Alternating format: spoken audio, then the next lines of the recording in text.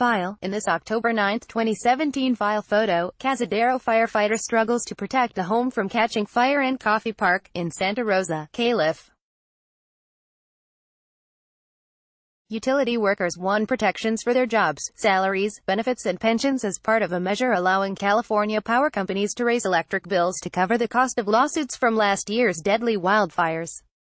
The measure is scheduled for votes in the Senate and Assembly Friday night, August 31, 2018, following months of contentious negotiations. Kent Porter, the press Democrat via AP, file, Sacramento's Calif. AP, the California legislature voted Friday to allow power companies to raise electric bills to cover the cost of lawsuits from last year's deadly wildfires amid fears that Pacific Gas. The measure is part of a wide-ranging plan to reduce the threat of wildfires, which have killed dozens of people and destroyed thousands of homes in recent years. Consumer advocates and large energy users blasted legislation they say is a bailout for PG.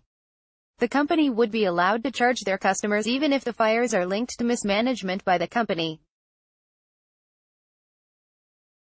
Everybody's getting protected, but customers, said Michael Bocadoro, executive director of the Agricultural Energy Consumers Association. Utility shareholders are protected, trial attorneys are protected, insurers are protected, victims are protected, labor's protected. Unfortunately, they forgot to protect customers. California courts have ruled that utilities are entirely liable for damage caused by power lines, even if they've followed all safety regulations. Lawmakers considered changing that standard, but backed off amid a barrage of lobbying by wildfire victims and insurance companies. Fire investigators have blamed PG. Investigators said they found evidence of violations of state law and forwarded the findings to county prosecutors.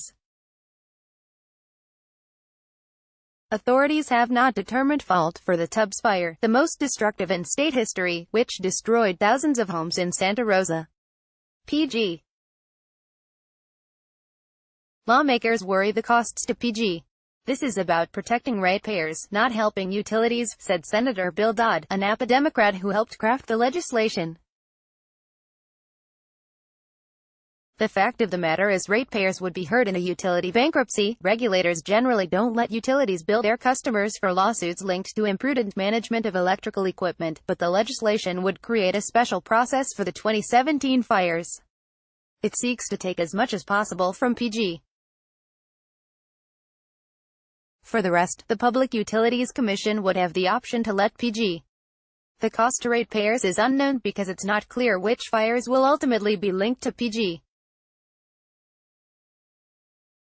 Dodd said the average residential ratepayer would pay an estimated $5.20 extra for every $1 billion that PG. The bill puts the needs of wildfire victims first, better equips California to prevent and respond to wildfires, protects electric customers and preserves progress toward California's clean energy goals, PG.